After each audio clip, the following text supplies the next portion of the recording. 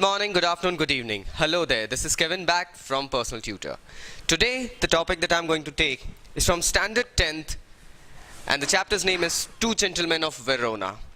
This is a peculiar story written by a Czech writer surrounding the nature of kids who are bound into the point of poverty and redundance and remorse and responsibilities. My friends, the story revolves about two brothers and a sister. The two brothers, namely Nicola and Jacopo. Now, for example, I would suggest that you have a read at the lesson, and I would give you a brief today. The brief starts with the narrator of the story visiting the Swiss Alps and finding these two young lads selling wild cherries. The narrator's driver, looking at the kids' dress-up and the dressing sense, actually despised the idea of purchasing anything from them so as not to get fooled by getting rotten fruits or something. But here, the narrator of ours is a real kind-hearted guy. I'll explain it to you in the question and answer scenario later. The narrator here actually goes ahead and purchases the largest basket out of them because he finds the zeal, the strength, the effort to work and to earn money in those kids. So the very next day, the narrator again confronts these two guys actually shining shoes at the roadside. To his amazement, the narrator was taken aback by the courage of these kids trying to work up in and out for all the time, doing anything that they can grab over for certain aspects that was still hidden.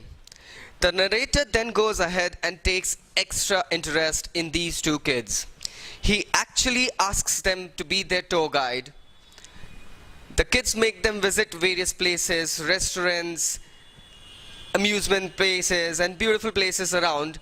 But at the end of the day, they ask the narrator to drop them to a village near Verona. The narrator actually goes ahead and gives them a lift in his taxi and drops them to a shanty-looking place and then tries to spy them. The narrator actually was taken aback when he finds these two young lads going inside a hospital, and while having a word with the nurse, the narrator comes to know about their youngest sister. These three kids were actually once belonging to a sound family, good strength, nice payback, satisfied mom. Later on during the war and the circumstances, everything went away, yet these two kids were not broken. Their sister had spinal tuberculosis, my friends. These kids worked in hard day in and day out just to go ahead and actually earn money and get a better cure and medicines for the sister. The story here revolves about the courage and the acceptance of the circumstances that these two kids actually had in them. Friends, the story actually gives us a story of valor and not to sit back and lament upon the circumstances. These two young lads over here did whatever they could just to earn money for the cure of the sister. So this is what the narrator actually goes ahead and finds in them that the cab driver was not looking for. The narrator here actually goes ahead and tries to help them, but his subconscious pulls him back because he thinks that the sister would actually not feel comfortable in the presence of a third person as comfortable she was with the brothers. I'll go ahead and share a few questions and answers with you, my friends. Question number 1 is, what are the qualities of a gentleman? Now, the qualities of a gentleman is first given out as courteous. My friends, a few more qualities of a gentleman can be counted as chivalrous, decent, compassionate, polite, and well-mannered. These are the qualities that actually go ahead and make a person a gentleman. The next question here is based upon your discussion above. What do you think this story is about? Well, this story is actually about deception of dressing and perception of a person while looking at other person's dress and being judgmental. My friends, these two kids were almost wearing tattered clothes, and a few of them were resewn together and resized for them. The other one, the younger one, who was quite more dexterous and robust, actually wore a tunic. It was again shortened to fit his height. The cab driver actually foresaw the dressing sense and gave a perception that these two kids would be fraud, for sure. Whereas our narrator here sees the other part of the coin. He actually finds them toiling hard, doing whatever they want, just for the sake of buying medicines for the sister. Now this is actually very rarely found in kids year 13 and 12, namely the two brothers. So this story is all about passion and being gentle while not being a protagonist. Now, the narrator was most impressed by the boys. Now this is a MCQ, that is a multiple choice question. I'll give you the answer. The narrator was most impressed by the boys willing to work. The author did not speak to the boys on their return journey because he thought that the boys would prefer to keep their secret. Now what was the secret? The boys did not share the secret that all the day's toiling hard work was actually for the younger sister who was fighting for her life in the hospital. Having such mentality is a great virtue, my friends. This chapter is actually included in the English literature part of class 10th because many of us would be finding such hardships sooner or later somewhere in the life, and we need to go ahead and empathize with the kids over here. That is what the chapter actually goes ahead and explains to us. The boys were the first to join the resistance movement against the Germans because the Germans had ruined their family. Now, again, the story revolves around the Second World War and the German apocalypse that had taken over the continent of Europe and swept up millions and billions of families and thousands of towns and villages and cities. The boys actually joined up the resistance movement. Now, my friends, the resistance had actually come up in the post-German invasion era, where quite a number of young lads, like these two brothers, joined up the arms to fight against the German invasions. It actually was a Holocaust. Many of our kids went ahead and toiled hard. Some ended up in the concentration camps, some ended up in the fire line in front of the fire squad, and here some accepted their poverty, yet their confidence couldn't be broken. The next question goes as, the narrator did not go inside Lucia's room as definitely he did not want to shatter the privacy, intrude the privacy of the little girl that she shared with her two elder brothers. Nicola was not pleased when Jacopo asked the narrator to drive them to Poletta, as he did not want it to take a stranger and make him the part of their plans. Now, definitely Nicola had a different plan to rush to his sister, while Jacopo asked the narrator to give them a ride to the place where the sister was admitted, to the hospice. Nicola actually was the eldest. He did not like the idea of sharing the family virtue and the privacy of their grief and their struggle with a third person.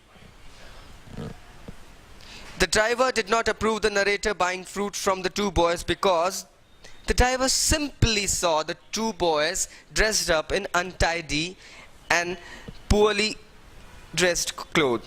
We do many things, sir, Nicola answered seriously. He glanced at us hopefully. Now, what does this sentence mean?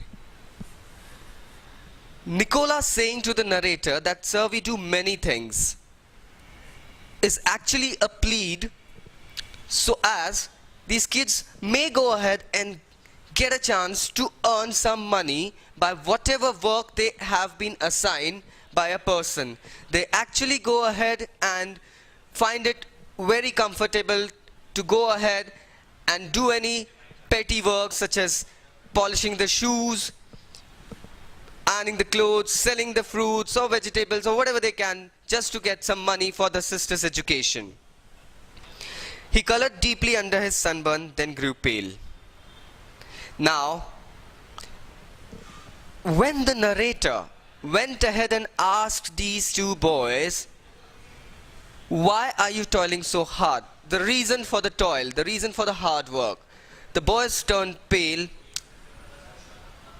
and a strange red gleam shone upon their face. The boys were turned red because they were shy to go ahead and reveal the reason for the hard work that they were actually doing. That's the exact notion for embarrassment. He smiled uncomfortably. Just plans, sir, he answered in a low voice. Now, when the narrator actually suggested that the boys were saving the money to immigrate to the United States. My friends, post-German invasion, quite a number of young lads and families fled away to the United States of America in search of a new life and a better living. The narrator here as well goes ahead and co-joins the reason for the hard work so that the kids are gathering some money so that they too could move to United States of America for a new life and a new reason to live. Whereas the kids went ahead and replied in just plans, sir. The notion here depicts a strange hindrance, a strange commotion, a strange saddened feeling that the kid did not want the narrator to know. Yet in both these boyish faces there was a seriousness which was far beyond their years. Although the boys were quite young, 12, 13 years old, they were babies. Yet the facial expression of these kids, the firmness that they had in them, the rigorous workmanship that they had in them, the strength to bear the work, actually gave a notion of a grown-up man who has faced quite a number of battered responsibilities in the game called life. Why were the narrator and his companion impressed by the two boys? Obviously, a 12-year-old and a 13-year-old kid, both kids working hard, toiling hard, not shedding a drop of tear, not letting the fight go out, working day in and day out just for the sake of the sister to get well soon, is a notion of emancipation in a relation called family. My friends, the two boys gave an exceptional behavior that we hardly find in these age groups. So the narrator and the driver were really impressed by the two kids. Why was the author surprised to see Nicola and Jacopo working as shoeshine boys? Obviously, the narrator had purchased a few cherries from the kids the very next day. And today, while driving through the road, they find them working as shoe shiners. Now that's actually a different notion. The narrator quickly overviewed the subject, the situation, the conditions, and he came to know that these two boys are ready to work for anything just to earn money. When the narrator asked the boys about their plans, they are evasive. Why don't they disclose their problems? The kids weren't too much confident that somebody listening to their story would go ahead and help them. Thus, they weren't too confident to share their plans with the narrator, especially being a stranger. The narrator asked the boys, "Must you work so hard? You both look rather tired." The boys reply, "We are not complaining, sir." What do you learn about the boys from their reply? The boys were real hard workers. they did not had time to go ahead and regret or complain about the hard work that they're doing in spite of looking weary and tired. This actually gives us a notion of the confidence and the hard-working image of the two kids. Question number 6E goes as, why were the boys in deserted square at the night? What character traits do they exhibit? The boys were waiting for the last bus from Padua so that they could sell all their papers. Now today again the boys were selling newspapers. My friends, we can see the boys were selling fruits, the boys were shining the shoes, and now they are selling the newspapers. This actually shows that the kids were doing anything that they could grab their hands on just to earn the money for the medicines or the treatment for the sister.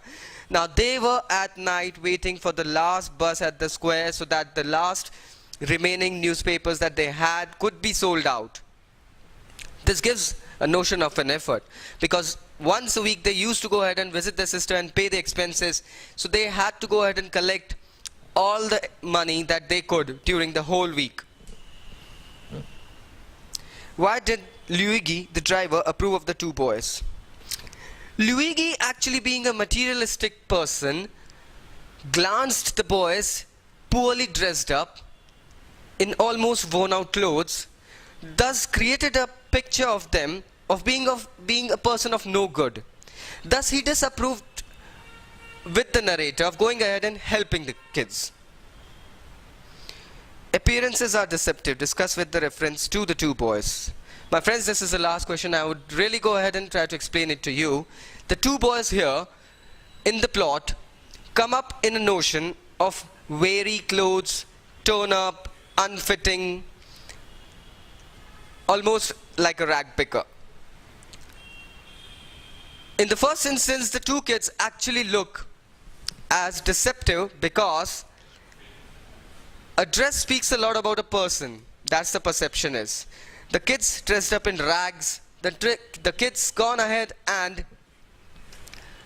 looking weary and tired, not very much confident, rather turning red by the burden of the work that they've done, give us an image that these two kids were just some pickups who got hands on few wild cherries and were selling them to the passengers passing by on the road. Whereas the whole story goes ahead and revolves with a totally different notion. We can see the two kids actually working day in and day out, performing hard just to go ahead and get something out of the work that they're doing so that they can collect the money. This shows the confidence, the strength, the hard work, the workmanship, and the dedication for the family and the care for the younger sister. My friends, this is the synopsis and the solutions for the topic Two Gentlemen of Verona. A very good story to go through and understand.